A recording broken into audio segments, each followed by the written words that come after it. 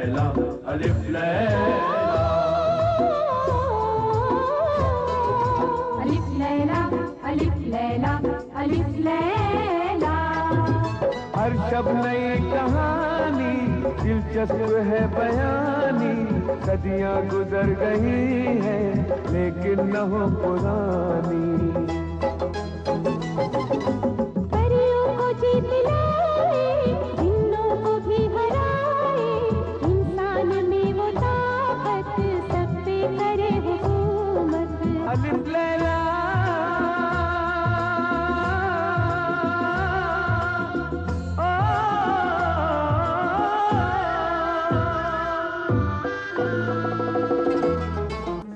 Baghdad का मशहूर अब्बासी खलीफा हारून रशीद एक ऐसा इंसानियत पसंद हुक्मरान था जो अपनी रियाया का हाल मालूम करने के लिए रात को भेस बदलकर अपने शहर, गांव और गलियों में जाया करता था।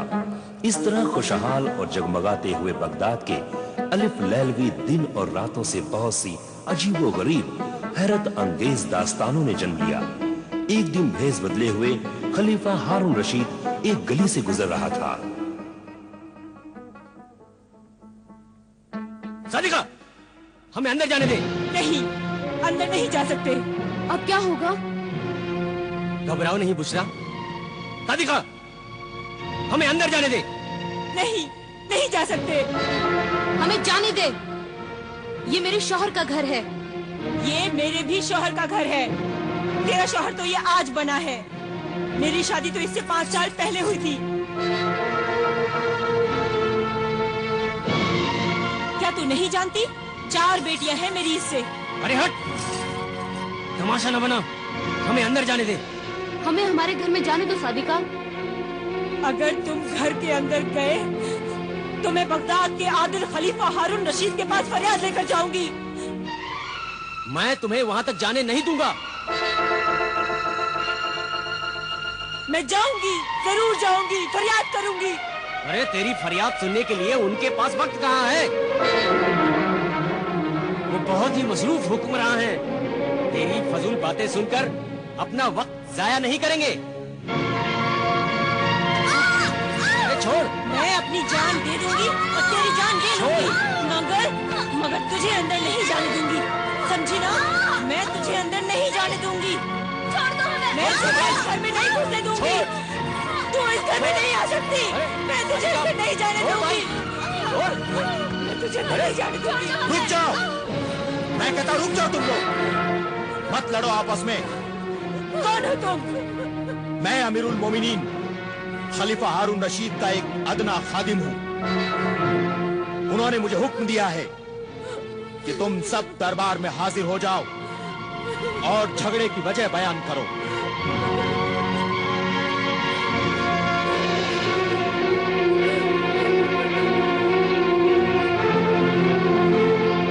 बयान कर फरियादी ज़ौजे रफीक, बयान कर।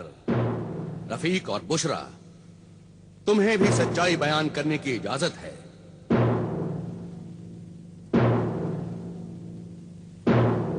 आखिर इस लड़ाई की बुनियाद क्या है? इस झगड़े की बुनियाद है दूसरी शादी। मेरे शौहर ने दूसरी शादी कर ली है। अमीरुल मोमिनीन। अमीरुल मोमिनीन, हमारे मजहब इस्लाम ने दूसरी शादी की इजाजत दी है। मगर किन हालात में दूसरी शादी की इजाजत दी है? अगर औरत बांझ हो या बच्चा पैदा करने के लायक न हो या फिर मुसलसल हमेशा बीमार रहती हो। और दूसरी शादी करने के लिए अगर पहली बीवी इजाजत दे तभी शौहर दूसरी शादी कर सकता है। क्या तुमने अपनी दूसरी शादी करने से पहले अपनी पहली बीवी से इजाजत ली थी? जी नहीं। तो फिर तुम गुनहगार हो। तुमने अपनी पहली बीवी पर जुल्म किया है और मजहब इस्लाम को बदनाम किया है। मगर इसमें मेरा क्या कसूर है अमीरुल मोमिनीन? कसूर है हुजूर, कसूर है, बहुत बड़ा कसूर है। ये भी मेरे खाविंद के गुनाह में बराबर की शरीक है। तुमने या तुम्हारे माँ बाप ने मुझसे आकर पूछा मुझसे आकर कि मैंने अपने शौहर को दूसरी शादी की इजाजत दी है या नहीं? और अब ये जुल्म मैं बर्दाश्त कर रही हूँ अमीरुल मोमिनीन। तुम्हारा इल्जाम सही है मजलूम सादिका। आखिर तुमने दूसरी शादी क्यों की? क्योंकि इस बीवी से मेरी 4 लड़कियां पैदा हुई, इससे कोई लड़का पैदा नहीं हुआ। बेटा पैदा करना औरत के इख्तियार में नहीं है, इसका जिम्मेदार भी मर्द है। क्यों तबीब, हकीम, हाजिक और मसीहुज्जमा, आपका क्या ख्याल है? आपने बिल्कुल सही फरमाया हुजूर। तिबो हिकमत की बरसों की तहकीक के बाद मुहक्किक इस नतीजे पर पहुंचे हैं कि मर्द का जो मादा जिसे कि हमल करार पाता है, उसमें जिस किस्म के जरसोम ज्यादा होते हैं, बच्चा वैसा ही पैदा होता है। हुजूर, अल्लाह का जो निजाम है वो बिल्कुल सही है। बेटियां भी तो इंसान ही होती हैं। अल्लाह की कुदरत को निशाना बनाना मर्द के किरदार और ईमान की कमजोरी है। मेरे शौहर अपनी बेटियों को ना अच्छा खाने को देते हैं, ना अच्छा पहनने को देते हैं। वो इन्हें बोझ समझते हैं, वो इनसे नफरत करते हैं। तौबा नऊजुबिल्लाह, अल्लाह तुम्हारी अक्ल पर रहम करे। बेटी से नफरत करके तुम जहन्नुम में अपनी जगह बना रहे हो। ऐ गुमराह पिदर, बेटी तो अल्लाह की रहमत और रसूलुल्लाह का सलाम है। कयामत के दिन औलाद को बाप के नाम से नहीं, माँ के नाम से पुकारा जाएगा।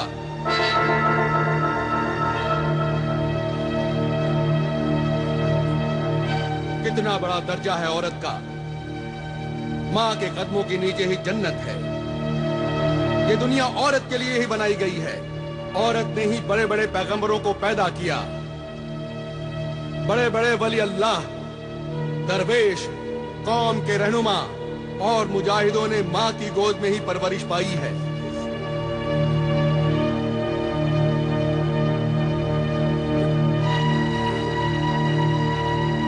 इन कौमों में औरतों को तड़पाया गया, जलील किया गया। वो कौमें भी जलील होकर तबाह हो गईं। दूसरों ने उन्हें अपना गुलाम बना लिया। और तुम ये कैसे भूल गए कि तुम्हें भी एक औरत ने पैदा किया है, और वो औरत भी कभी किसी की बेटी थी। मैं बहुत ही शर्मिंदा हूं। आज तक मैं बेटी को एक बोझ और फकीर समझता रहा।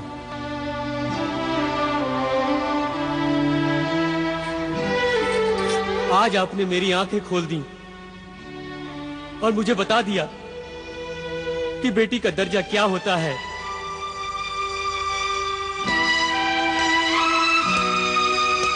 मेरी बच्ची, मैं आज तक इन पर जुल्म करता रहा, इन्हें रुलाता रहा, इन्हें कभी प्यार से नहीं देखा। मेरी बच्चियां, मुझे माफ कर दो। बेटियां तो बड़ी मासूम होती हैं। उनकी छोटी छोटी बातों का, उनकी जरूरतों का, उनके अरमानों का माँ बाप को ख्याल रखना चाहिए। अफसोस तो यह है कि औरत को खुदगर्ज मर्द ने अपना मोहताज बना रखा है। ये बेटियां बचपन में माँ बाप के सहारे पर, जवानी में शौहर के आसरे पर और बुढ़ापे में अपनी औलाद के रहमो करम पर बेबसी की जिंदगी गुजारती हैं। इसलिए मैके की मेहमान, मुसाफिर ये बेटियां अपने ससुराल पहुंचने तक खिदमत ही खिदमत करती रहती हैं। इसलिए अपनी बेटियों को खूब पढ़ाओ, इल्म और हुनर सिखाओ, ताकि वो मर्द की मोहताज न रहें और बेसहारा जिंदगी होने पर इज्जत की रोटी खा सकें। याद रखो, बेटों से ज्यादा बेटियां ही माँ बाप से मोहब्बत करती हैं। मुझे माफ कर दीजिए हुजूर, मुझे माफ कर दीजिए। मुआफी मुझसे नहीं, अल्लाह से मुआफी मांग। अपनी मजलूम बीवी और मासूम बेटियों से मुआफी मांग और जा अपनी बेटियों की बेटों की तरह परवरिश कर।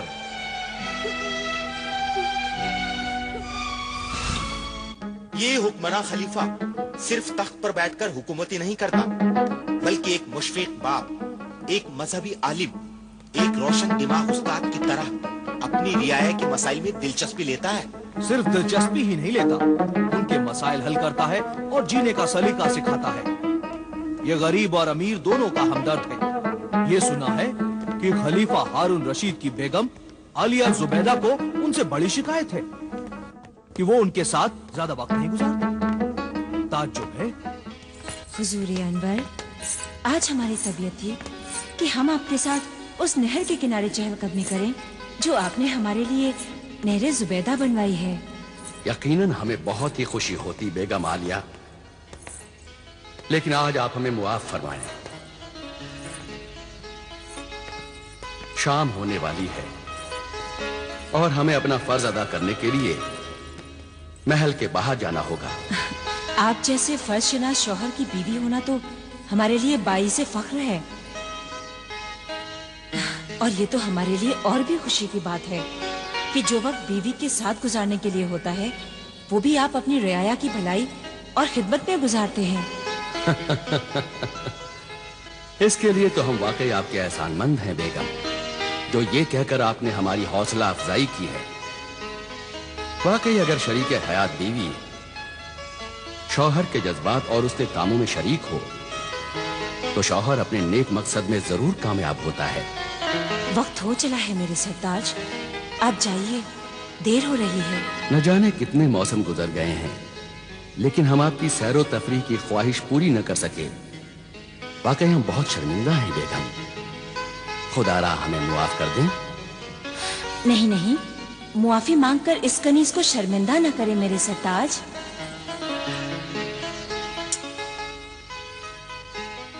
जब बीवी अपने शौहर की हर ख्वाहिश को अपनी खुशी बना लेती है तो उसे किसी बात का अफसोस नहीं होता, और हम इस बात को अच्छी तरह जानते हैं मेरे सरताज कि जो लोग आप तक नहीं पहुंच पाते आप उन तक पहुंच जाते हैं।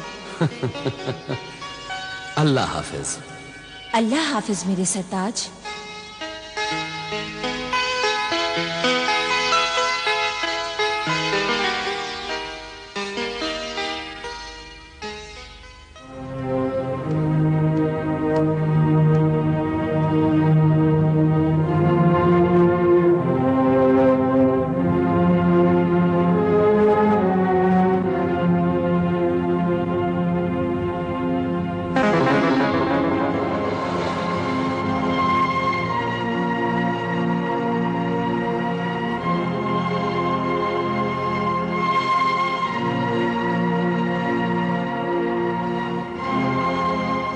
चलिए वजीर आजम।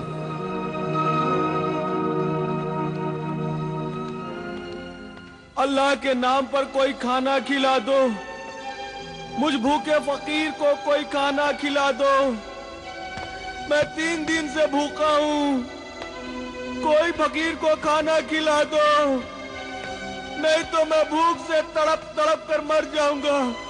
मुझे कोई खाना खिला दो, अल्लाह के नाम पर कोई।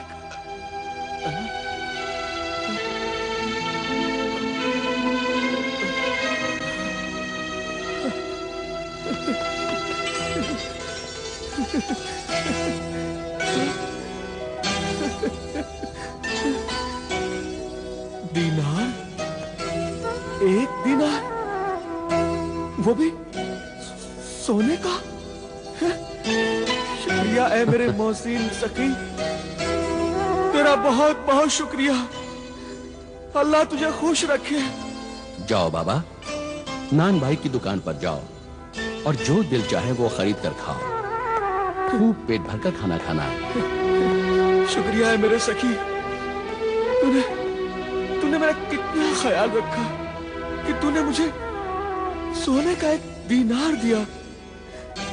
तू चाहता तो चांदी का 1 दिरहम भी दे सकता था, मगर तू जानता है कि मैं 1 दीनार लेकर अपनी मनपसंद का खाना अच्छे से खाऊंगा, और इसमें से जो रकम बचेगी वो मैं बचा कर रखूं ताकि मैं आइंदा भी भूखा न रह सकूं, पेट भरकर खाना खा सकूं। शुक्रिया मेरे मोहसिन सखी, तेरा बहुत बहुत शुक्रिया। मेरा शुक्रिया अदा करके मुझे शर्मिंदा न कर। शुक्रिया तो उस अल्लाह का जिसने मुझे इस लायक समझा कि मैं तेरी खिदमत कर सकूं।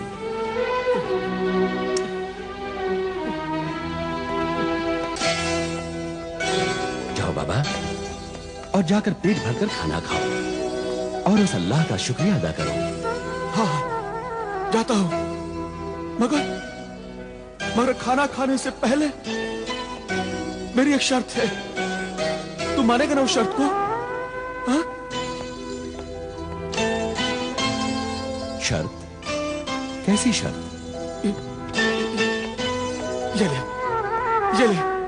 ये कोड़ा ले और मेरी पीठ पर 3 कोड़े मार। 3। जब तू 3 कोड़े मारेगा तभी मैं खाना खाऊंगा। क्या तू पागल है नाबीना फकीर? नहीं, मैं पागल नहीं हूं। मैं पूरा होशो हवास में हूं।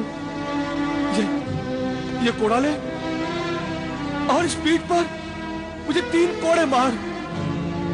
ले, जिसने मुझे भीख दी है, जब वो मुझे कोड़े मारेगा तभी मैं खाना खाऊंगा। नहीं, मैं तुम्हें कोड़े नहीं मारूंगा। मैं अपने हाथों से ये जुल्म नहीं कर सकता। जाओ बाबा और जाकर खाना खाओ। तो भी ठीक है, मैं खाना नहीं खाऊंगा। जाओ बाबा, तुम हमें परेशान कर रहे हो। अरे परेशान तो तू कर रहा है मुझे। ये ले कोड़ा और मेरी पीठ पर 3 कोड़े मार। रहम कर, मुझ भूखे पर रहम कर। नहीं, मैं तुम्हें कोड़े नहीं मारूंगा। नहीं, तू नहीं मारेगा कोड़े? ठीक है, फिर अपना 1 दिनार भी ले ले। मुझे नहीं चाहिए तेरा ये दिनार।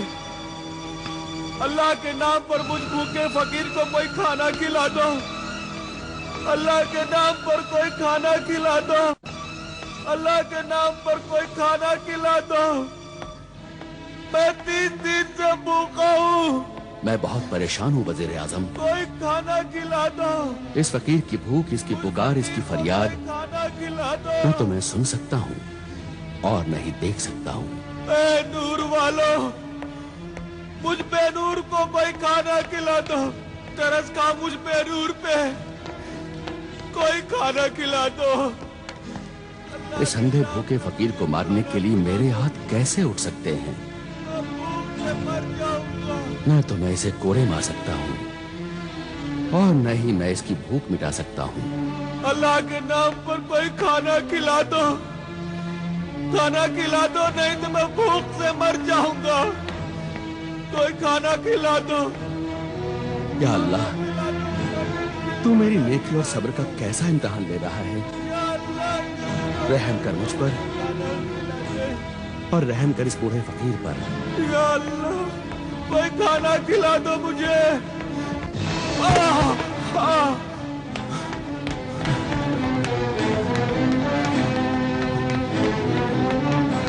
अरे बाबा, बाबा, बाबा, उठो बाबा। बाबा, कौन हो तुम? मैं एक तालिबे इल्म हूँ। बगदाद में जो कुतुबखाना है, वहाँ किताबें पढ़ने के लिए आया हूँ। अरे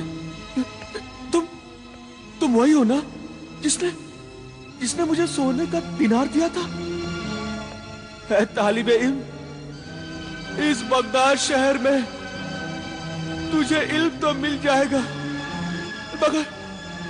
मगर मुझ भूखे फकीर को रोटी नहीं मिलेगी। रोटी नहीं मिलेगी मुझ भूखे फकीर को। जरूर नहीं मिलेगी।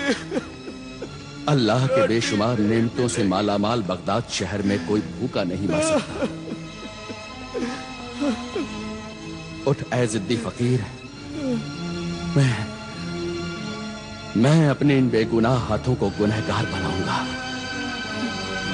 मैं तुझे कोड़े मारूंगा और तुझे खाना खिलाऊंगा। तो तू मुझे कोड़े मारेगा? शुक्रिया मेरे मोहसिन सखी, तेरा बहुत बहुत शुक्रिया। ले ये कोड़ा ले और मेरी इस पीठ पर 3 कोड़े मार। ले मार कोड़े। या अल्लाह, मुझे मुआफ करना। मार, जोर से कोड़े मार, तभी मैं खाना खाऊंगा। मार। या अल्लाह, मेरी तौबा है। अल्लाह मुझे मुआफ करना। मार, दूसरा कोड़ा मार। मार मेरे नेक नफस मददगार, मार। तीसरा कोड़ा मार, जल्दी मार।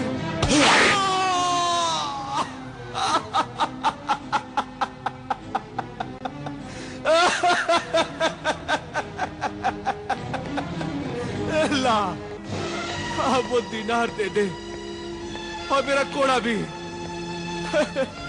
अब मैं पेट भरकर आज खाना खाऊंगा। दे मेरे नेक मददगार, और वो कोड़ा भी दे।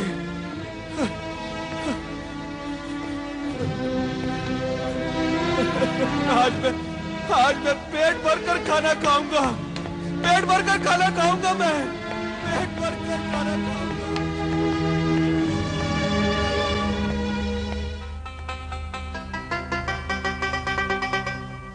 या अल्लाह, तेरा लाख लाख शुक्र है, तूने आज इस भूखे फकीर को खाना खिला दिया। 3 दिन लगे मुझे मेहनत की रोटी खाने के लिए। या अल्लाह, और मेरे उस मददगार की भी मदद करना।